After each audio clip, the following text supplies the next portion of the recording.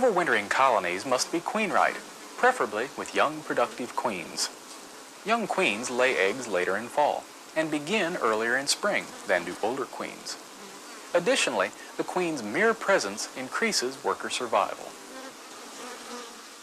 Mice are a real threat to the colonies. They like to get inside where it's warm, and the bees are somewhat dormant so they can't defend themselves, and the mice will nest in the combs. So it's a good idea to use an entrance reducer to minimize drafts and to keep rodents out of the hive. And you might need a hive tool to put it in place. When your colonies are well-fed, well-configured, ventilated, healthy, and queen-right, you can turn to weather protection. Year-round, colonies should face south to southeast to maximize sun exposure. They should be on high ground to allow drainage of cold air, and they should be shielded from direct wind. Here in the South, we don't have to go to great lengths to protect our hives against the weather, because we just don't get the cold and snow like the northern climates. There, beekeepers sometimes wrap their hives with roofing felt or tar paper for insulation. Finally, the overwintering survival of bees depends on periodic warm spells. These bright, welcome interludes of winter are opportunities for bees to break their tight cluster, move closer to stored honey, fly, and defecate outside the hive. These warm winter days are also a chance to check your hives and make corrections if necessary. First, make an outside inspection and assess the level of bee activity at hive entrances. Bees should be contentedly coming and going, sometimes defecating soon after they leave a hive. A few dead bees in front of the hive is normal and healthy, but if the entrance is full of dead bees, something may be wrong, most likely starvation. It's best to only open hives when the temperature is at least 45 degrees Fahrenheit. But if bees are starving, feed them at once. Always work quickly in cold weather. Last spring, we gave each of our new colonies 2 hive bodies for a brood nest. This is common practice in much of the country, especially in colder regions. By giving bees this large brood nest, beekeepers provide lots of space for storing a winter honey supply. However, in warmer areas, many beekeepers use 1 hive body year-round, at the most giving bees an extra full honey super for winter. From a bee's point of view, the volume of 1 hive body is sufficient for brood rearing. So the real difference lies in the winter food supply bees need in your area. This ranges from 180 pounds in northern states and Canada to 60 pounds in the deep south. From a beekeeper's point of view, 1 hive body is convenient because a queen is easier to find and fewer boxes mean less lifting. So, for our second spring, we decided to consolidate our 2-story hives into 1 story and a honey super, the method more common in the South. That way, you can see both configurations and decide which you prefer. Our hives are now 1 year old, and because these are mature colonies, we can expect larger populations this spring, and hopefully a bigger honey crop this summer. But before I talk about spring management, I want to show you how we've changed these colonies. As you can see, we've removed 1 deep super, or hive body, from each colony and replaced it with a shallow super.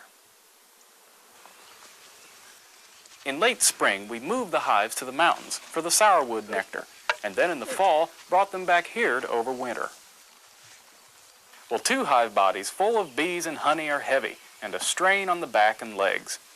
We learned that migrating bees is hard work and that we had to work smarter. 1-story hives are about half the weight and much more mobile. And believe me, that advantage is reason enough. But there are other reasons for using 1-story hives.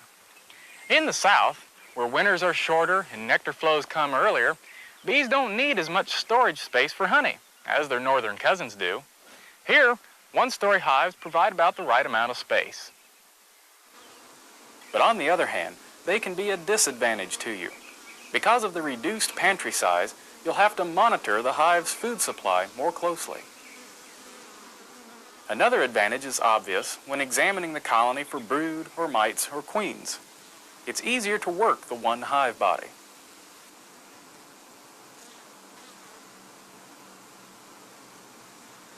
Mite control is better because the pesticides are more efficient in smaller areas.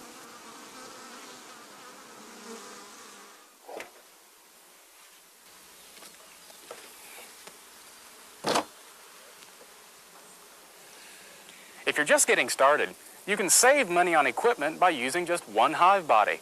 And if you started like we did with 2-story hives, you can store these extra supers and double your number of colonies next year.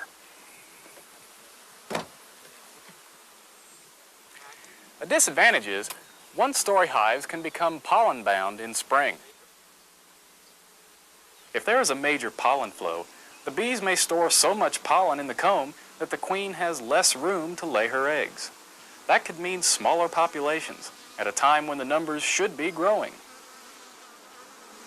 Another disadvantage is that when the populations are growing, a 1-story colony can become too congested, making it prone to swarming. To consolidate 2 hive bodies into 1-story hives, we waited until late winter, when one of the supers, usually the bottom one, is less occupied. Remember, bees always move upward in the hive.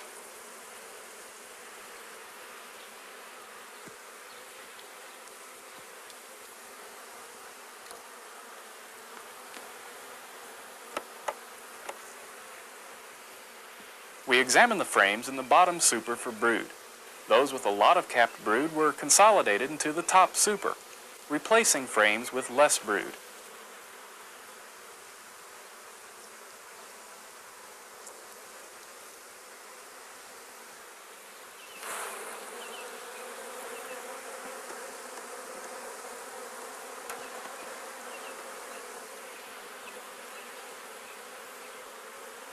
The rest of the frames, those which had minimal brood and honey, were brushed off and put into the now discarded bottom super.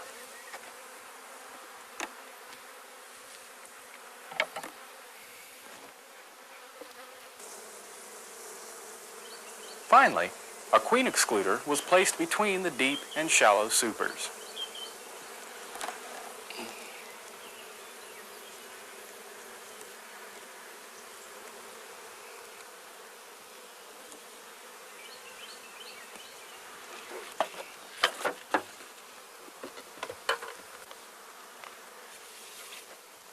We are approaching the anniversary of our apiary, the second spring.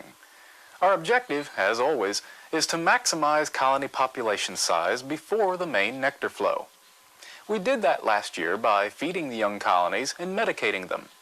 By June, they were strong enough to collect a sourwood crop, but they were still too small to collect the earlier nectar flows in May. That shouldn't be a problem this year. With fully mature production colonies coming out of winter, there's no excuse to miss any nectar flow.